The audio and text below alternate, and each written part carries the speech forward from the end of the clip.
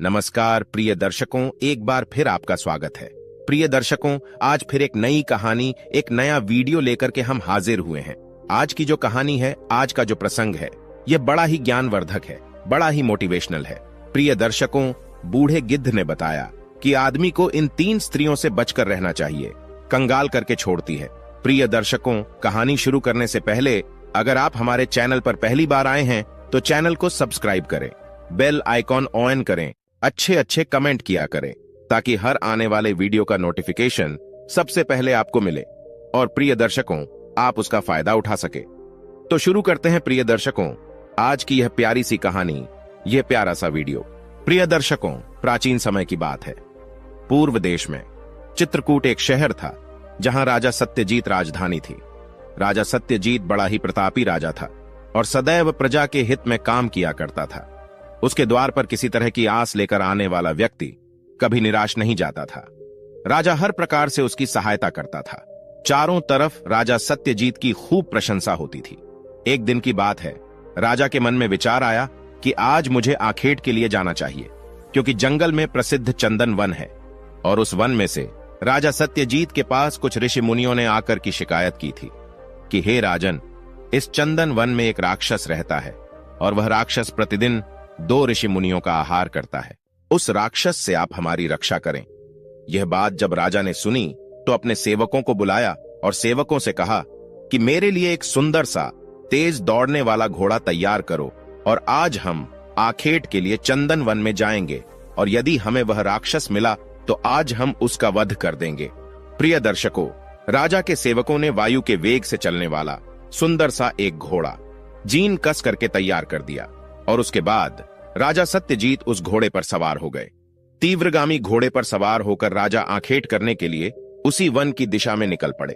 प्रिय दर्शकों, उसी चंदन वन में एक हिडिंब नाम का राक्षस और उसकी बेटी हिडिंबा रहा करती थी। हिडिंबा अपने पिता के लिए भोजन का प्रबंध किया करती थी, क्योंकि हिडिंब असुर के हाथ पैर नहीं थे। वह एक गुफा में पड़ा रहता था और उसकी जो लड़की थी वह यात्रियों को अपना सुंदर रूप दिखाकर लुभाती थी। साधु संतों को बहाना बनाकर उनसे शादी की बात कहकर गुफा के अंदर बुलाकर ले जाती थी और गुफा के अंदर पहुंचने पर राक्षस हिडिंब उन्हें खा जाया करता था और कामी पुरुष उसके रूप पर आसक्त होकर अतिशीघ्र उसके साथ चलने को राजी हो जाते थे।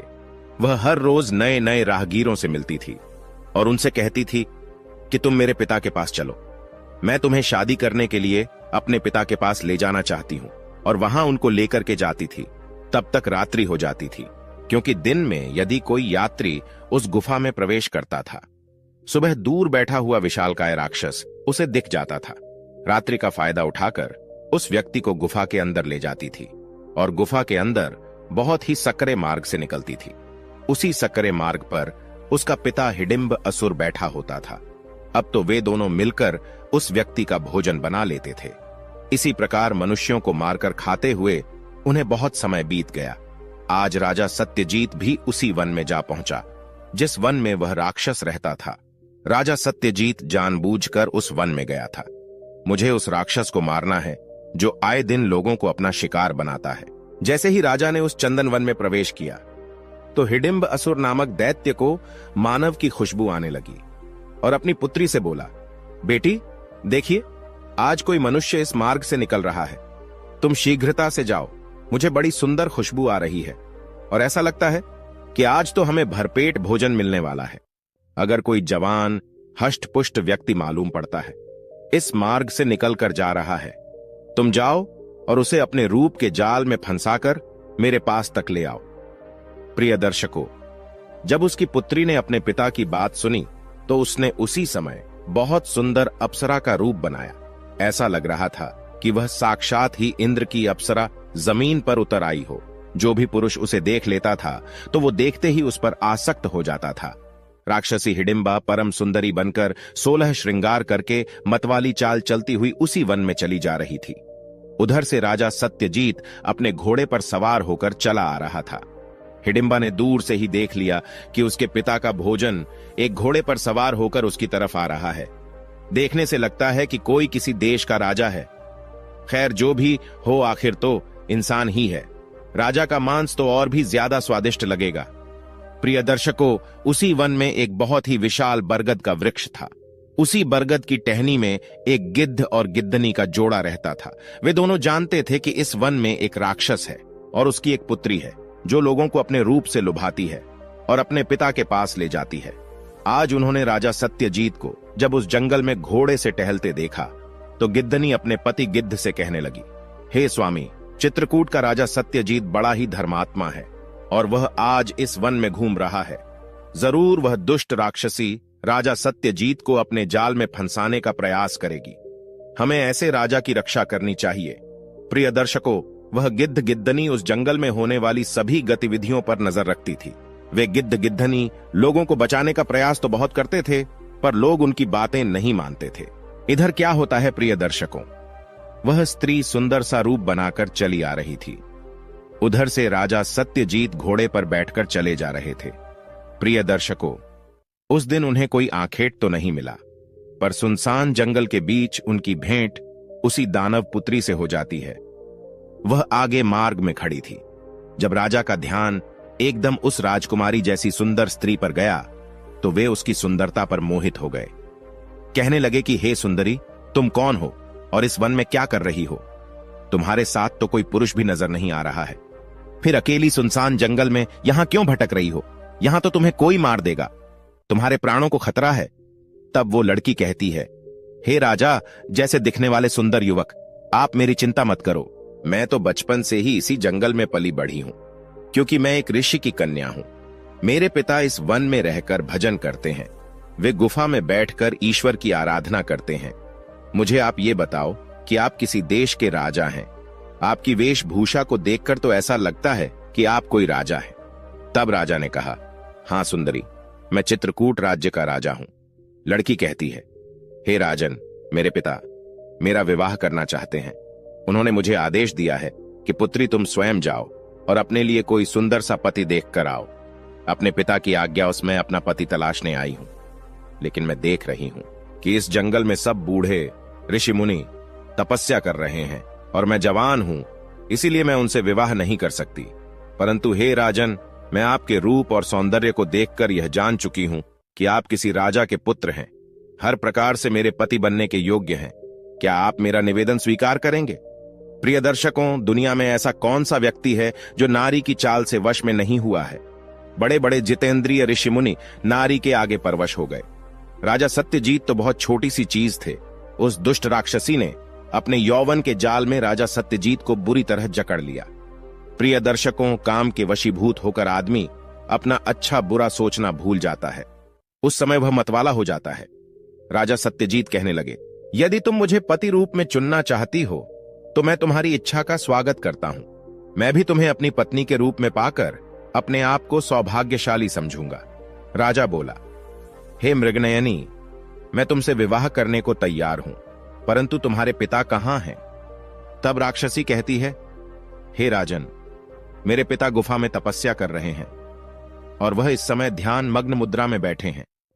इसलिए हे महाराज, आपको 2 घड़ी इंतजार करना पड़ेगा। मैं ये खबर जाकर अपने पिता को देती हूं। जब वह ध्यान से उठ जाएंगे तब मैं तुम्हें बुलाकर ले जाऊंगी। तुम तब तक 2 घड़ी तक मेरा इंतजार करना। प्रेमवश राजा कहने लगा, हे सुंदरी, तुम्हारे लिए तो मैं 2 घड़ी क्या, पूरी जिंदगी इंतजार कर सकता हूं। मुझे तुम जैसी सुंदर स्त्री मिल जाए तो मेरा रहनिवास और भी अधिक शोभायमान हो उठेगा। राजा सत्यजीत उस राक्षस पुत्री के जाल में पूरी तरह से फंस चुके थे। अब देखिए प्रिय दर्शकों, राक्षसी कहने लगी कि हे राजन, मैं इस मार्ग से जा रही हूं और यहां से कुछ दूरी पर ही मेरे पिता की गुफा है। उसमें मेरे पिता तपस्या कर रहे हैं, तो मेरे पिता की गुफा की तरफ चले आना। मैं तुम्हें निमंत्रण देकर जा रही हूं। और इतना कहकर के वह दुष्ट राक्षसी वहां से चली जाती है। उसे तो पता ही था कि काम के वशीभूत राजा उसकी गुफा के अंदर जरूर आएगा। इधर राजा सत्यजीत के मन में भी उस राक्षसी के लिए प्रेम उमड़ गया।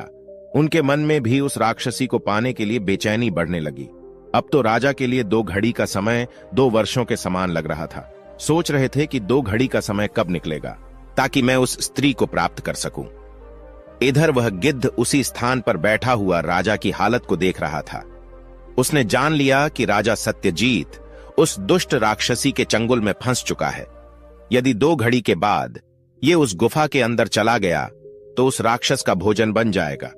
तभी वह गिद्ध पेड़ से उड़कर के राजा के समक्ष आ जाता है। गिद्ध कहने लगा, हे मुसाफिर, मुझे आप कोई विद्वान तेजस्वी कोई राजा मालूम पड़ते हैं। तब राजा कहता है, हाँ गिद्धराज, आपने सही पहचाना, मैं एक राजा हूं, परंतु आपका मेरे समक्ष आने का क्या प्रयोजन है। तब गिद्ध कहता है, हे राजन, तुम जो काम करने जा रहे हो वह तुम्हारे लिए बहुत बड़ी मुसीबत बन सकता है। वो लड़की किसी भी तरह से तुम्हारे योग्य नहीं है। तुम व्यर्थ उस पर पागल हो रहे हो। भलाई इसी में है कि तुम उसे भूलकर यहां से लौट जाओ। प्रिय दर्शकों, यह बात सुनकर राजा कहने लगा कि हे गिद्धराज, क्या तुम्हारी बुद्धि मारी गई है जो तुम मुझसे ऐसा कह रहे हो। तब गिद्ध बोला कि नहीं राजन, मेरी बुद्धि नहीं मारी गई है। जरा सोचो, क्या तुमने उस स्त्री के कुल खानदान का पता लगाया है? क्या उसके गोत्र के बारे में तुम जानते हो? उसकी क्या जाति है, क्या तुम ये सब जानते हो? राजा बोला, नहीं, मैं उसके बारे में इतना सब तो नहीं जानता, पर इतना जानता हूं कि वह जैसी भी है मेरे योग्य है। तब गिद्ध समझाते हुए बोला, हे राजन, तुम इस समय काम के वशीभूत हो और मैं जानता हूं कि इस समय आपको मेरी बातें बुरी लग रही होंगी। आपकी दृष्टि में मैं शत्रु दिख रहा हूं, क्योंकि सच है, कामी पुरुष को, लोभी पुरुष को, मूर्ख और क्रोध के वशीभूत को अपने हितैषी का भी समझाना बुरा लगता है। हे राजन, मैं आपका शत्रु नहीं हूं, आपका हितैषी हूं। कहते हैं जिस स्त्री के कुल खानदान का कोई पता ना हो तो उस स्त्री के मोहपाश में पड़ना उस पतंगे के समान होता है जो दूर से जलती हुई अग्नि को देखकर उसमें मरने के लिए पहुंच जाता है और उसमें जाकर के अपने प्राणों की आहुति दे देता है। हे राजन, जैसे बहते हुए जल में जल की गहराई का पता नहीं होता, ऐसे जल में कूदकर नहाने वाला व्यक्ति मूर्ख समझा जाता है। उतना ही मूर्ख वो व्यक्ति भी होता है जो नारी के जाल में फंस जाता है। राजा कहने लगे कि आप कहना क्या चाहते हैं, मैं कुछ समझा नहीं। तब गिद्ध कहता है, हे राजन, तुम जिस स्त्री से विवाह करना चाहते हो, क्या वह स्त्री सौदागर की पत्नी के समान सुंदर है? क्या वह उसके समान सुशील है? क्या वह उसके समान चतुर है? राजा बोला, कौन सौदागर? मैंने किसी सौदागर की स्त्री के बारे में नहीं सुना है। आखिर यह सौदागर की पत्नी कौन थी? गिद्ध कहने लगा, राजन, यदि तुम सौदागर की पत्नी के बारे में जानना चाहते हो तो तुम्हें मेरे पास ठहर कर मेरी बातें सुननी होगी। अब तो प्रिय दर्शकों, राजा को उस गिद्ध की बातों को सुनने की इच्छा हुई। कहने लगा, गिद्धराज, मुझे सौदागर की पत्नी के बारे में सुनाई। तब गिद्ध बोला, राजन, मैं आपको वो दास्तान 2 घड़ी के बाद सुनाऊंगा। अभी दिन का समय है और दिन में कहानी सुनाना अच्छा नहीं लगता है। मैं तुम्हें यह कहानी शाम को सुनाऊंगा। प्रिय दर्शकों, इतना कहकर के गिद्ध अपने घोंसले के अंदर चला जाता है। अब तो राजा दुविधा में फंस गया, क्योंकि 2 घड़ी बाद उस राक्षसी ने राजा को उस गुफा में आने का वादा किया था और इधर गिद्ध ने 2 घड़ी के बाद सौदागर की पत्नी की कथा सुनाने का समय दिया था। प्रिय दर्शकों, वह गिद्ध अपनी चालाकी से उस राजा को रोकना चाहता था कि राजा मेरी कहानी को सुनने लगे और वहां जाने से बच जाए, परंतु राजा तो उस मोहपाश में बंधा हुआ था और इधर उसकी बातों को सुनकर राजा एक दौराहे पर खड़ा हो गया कि अब मैं किधर जाऊं। परंतु वह राजा था। कुछ बुद्धि जागृत हुई, ईश्वर का साथ मिला तो सोचने लगा कि मुझे उस सौदागर की पत्नी के बारे में जरूर जानना चाहिए कि आखिर सौदागर की पत्नी कैसी थी और यह गिद्ध सौदागर की स्त्री की इतनी बढ़ाई क्यों कर रहा है। मुझे जरूर आज की रात यहां ठहरकर वो कहानी सुननी चाहिए। प्रिय दर्शकों, धीरे धीरे 2 घड़ी का समय बीत जाता है। राजा उसी स्थान पर ठहरकर गिद्धराज के आने की प्रतीक्षा करने लगता है। थोड़ी देर के बाद गिद्ध भी आ जाता है। उधर वो राक्षसी उस गुफा के अंदर उसकी प्रतीक्षा कर रही थी कि अब तो राजा आता ही होगा तो मैं और मेरा पिता उसको अपना भोजन बना लेंगे। इधर गिद्ध कहने लगा, हे राजन, अब मैं तुम्हें सौदागर की पत्नी के बारे में बताता हूं, ध्यान देकर सुनो। इस प्रकार गिद्ध राजा सत्यजीत को सौदागर की पत्नी की कहानी सुनाने लगता है। कहने लगा, हे राजन, एक वीरपुर नाम का शहर था। उस शहर में एक बहुत बड़ा धनवान सौदागर रहता था। सौदागर का व्यापार देश विदेशों में चलता था। बहुत बड़ा पैसे वाला था। उसके सामने वहां के राजा भी महाराजा भी कम पैसे वाले मालूम पड़ते थे। तो एक दिन की बात है, सौदागर की मृत्यु का समय नजदीक आ गया। सौदागर जब मरणासन्न स्थिति में था तो सौदागर ने अपने बेटे को अपने पास बुलाया। सौदागर का एक बेटा था। मरते समय सौदागर ने अपने पुत्र को बुलाया और कहा कि हे बेटे, अब मेरा अंतिम समय आ गया है, मैं जा रहा हूं, फिर कभी नहीं लौटूंगा। तुम इस दुनिया में अकेले रह जाओगे। तुम मेरी कुछ बातों को सीख लो ताकि जीवन में तुम्हें काम दे और तुम कभी दुखी ना रहो। ये बात सुनकर के वह सौदागर का आज्ञाकारी पुत्र अपने पिता की बात को ध्यान से सुनने लगता है। सौदागर उसे समझाता है, देखो बेटे, जीवन जीने के लिए मेरी 5 बातें याद रखना। जीवन में कभी दुखी नहीं रहोगे। तो प्रिय दर्शकों, उधर वह गिद्ध उस राजा से कहने लगा कि हे महाराज, सौदागर मरते समय अपने पुत्र से बोला कि बेटे, मेरी 5 बातें याद रखना। पहली बात तो है कि तुम दुकान पर कभी भी धूप में मत जाना, हमेशा छाया में ही जाना। दूसरी बात है, तुम रोज भोजन में पकवान ही खाना। और तीसरी बात है, तुम हर हफ्ते एक नई पत्नी लेकर के आना। चौथी बात है, अगर तुम्हारी कभी शराब पीने की इच्छा हो तो शराब किसी बड़ी सी टंकी से पीना जिसमें शराब अधिक मात्रा में भरी हो। और 5वीं बात है, अगर तुम जुआ खेलने की इच्छा हो तो केवल होशियार जुआरियों के साथ ही जुआ खेलना। ये 5 बातें सौदागर ने अपने बेटे को समझाई और यह कहने के बाद उस सौदागर का प्राणांत हो जाता है। सौदागर के मरने के बाद सौदागर का बेटा बहुत दुखी होता है, अपने पिता की मृत्यु पर खूब रोता है। उसके बाद अपने पिता का अंतिम संस्कार करता है और पिता की समस्त क्रियाओं से निवृत्त होने के बाद मन में विचार करने लगा कि मेरे पिता ने मुझे 5 शिक्षाएं दी हैं। मुझे अपने जीवन में अपने पिता की इन 5 बातों को अपनाना चाहिए। प्रिय दर्शकों, इधर गिद्ध कहता है, हे राजन, सौदागर का बेटा भी नौजवान ही था। उसने अपने पिता की 5 बातों का अर्थ गलत निकाल लिया। वह अपने पिता की प्रत्येक बात को मानता था, लेकिन वह उन बातों का सही अर्थ नहीं समझ पाया था। उनके शब्दों के भावार्थ को नहीं पहचान पाया था।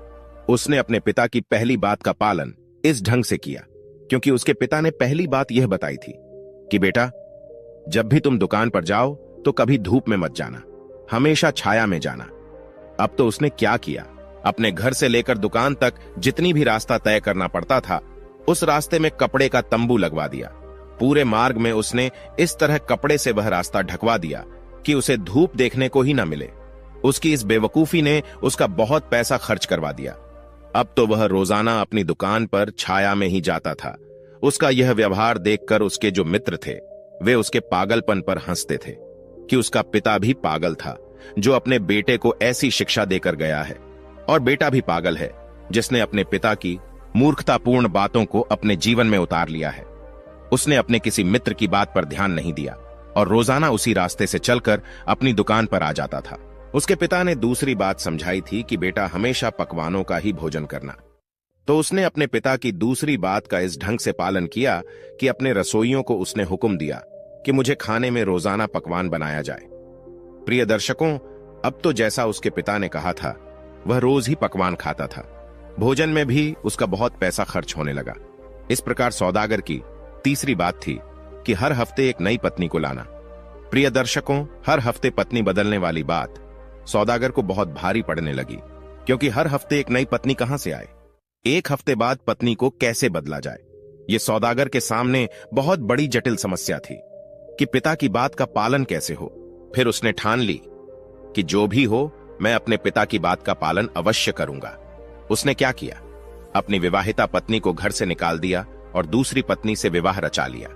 प्रिय दर्शकों, अब तो एक पत्नी को सिर्फ अपने घर में एक हफ्ते ही रखता था, उसके बाद उसे घर से निकाल देता था।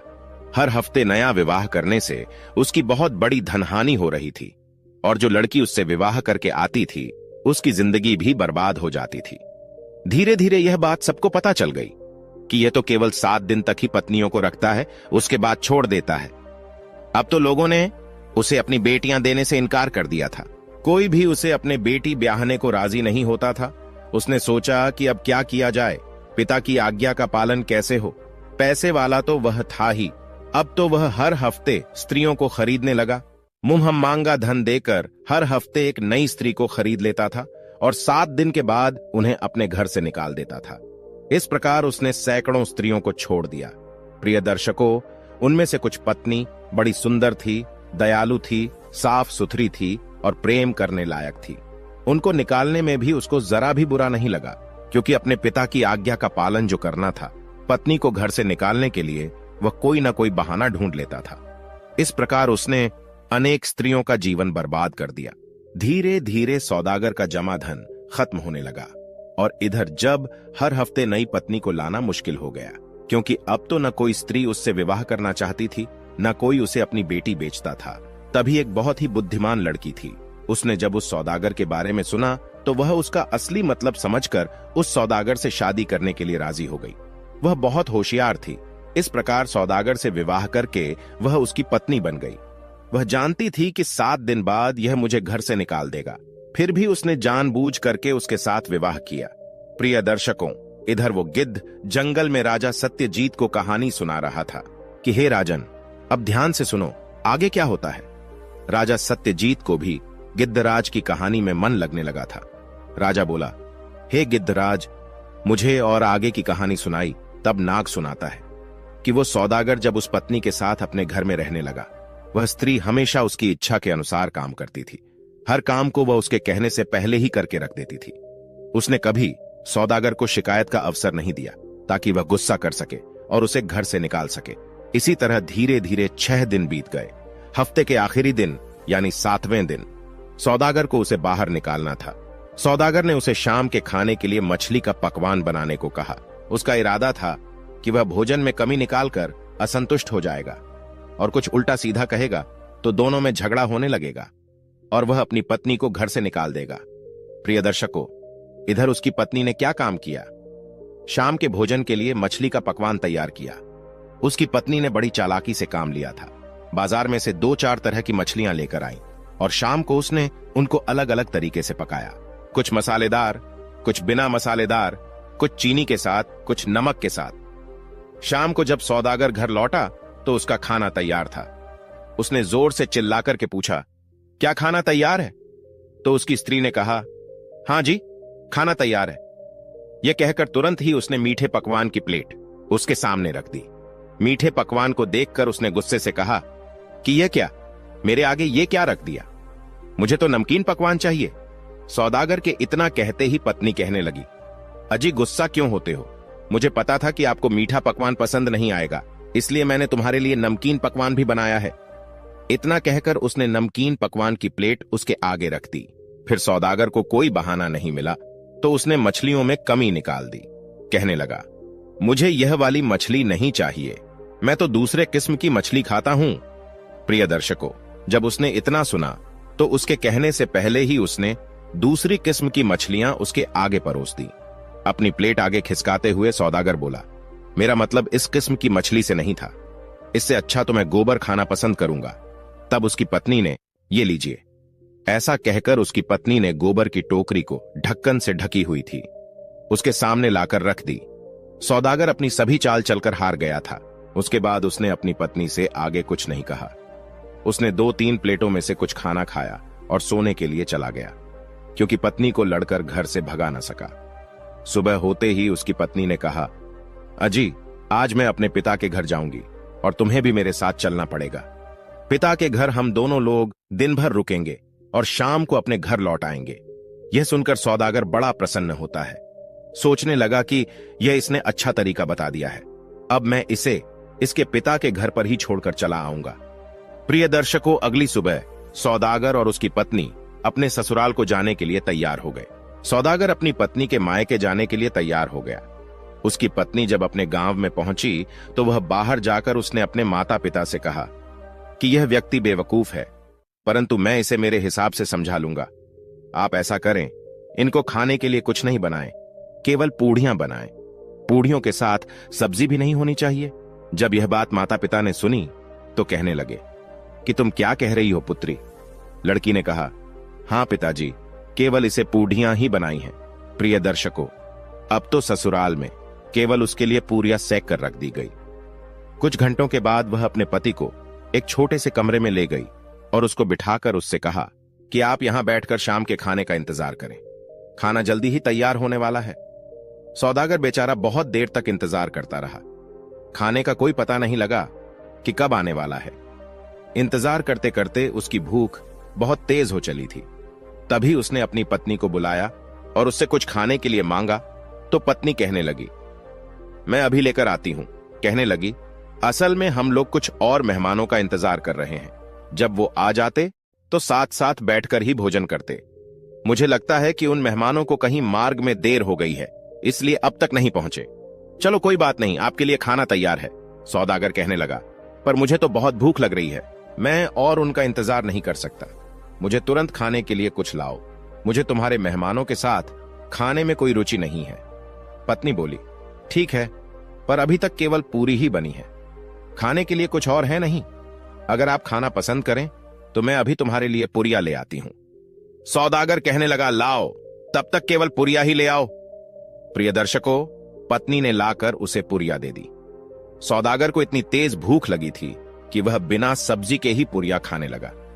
भूख में उसे पूरियों में इतना स्वाद आ रहा था कि इतना तो कभी पकवानों में भी नहीं आया, और वह रोजाना पकवान खा खाकर ऊब चुका था। कहने लगा, आज तो इन पूरियों में पकवान से भी अधिक स्वाद आ रहा है। मौका देखकर के पत्नी बोली, तब आप घर में रोज पकवान क्यों खाते हो? तब सौदागर बताता है कि मैं अपने पिता के वचन का पालन करता हूं। मरते समय मेरे पिता ने मुझे ऐसा करने के लिए कहा था। पत्नी समझ गई।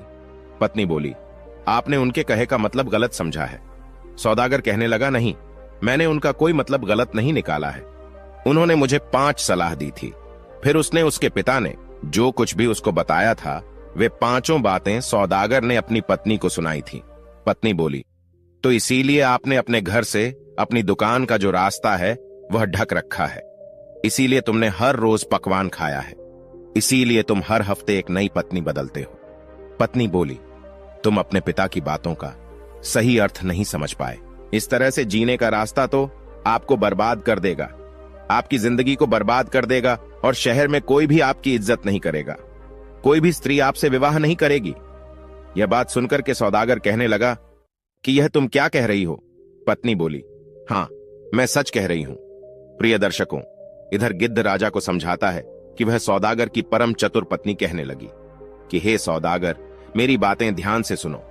जब आपके पिता ने आपको सलाह दी थी कि आप घर से अपनी दुकान पर जब भी जाएं तो छाया छाया में ही जाएं, उनकी बात का मतलब यह नहीं था कि आप उस दुकान का मार्ग कपड़े से ढकवा दें। उनका मतलब यह था कि यदि आप और अमीर और पैसे वाले बनना चाहते हैं तो सूरज निकलने से पहले दुकान पर जाएं और सूरज डूबने के बाद वापस अपने घर आया करें। जब दुकान जल्दी खुलेगी और शाम को देरी से बंद होगी तो बहुत अच्छा मुनाफा होगा। तुमने तो लाखों रुपए तंबू लगवाने में खर्च कर दिए, और तुम्हारे पिता ने दूसरी बात तुमसे यह कही थी कि रोजाना पकवान का भोजन करना। तो इसका मतलब यह नहीं था कि आप रोजाना पकवान खाएं, पर उनका मतलब यह था कि खाना किफायत से खाएं और उतना ही खाएं जितने से आपकी भूख मिट जाए। हर समय खाते रहने से पेट खराब हो जाता है।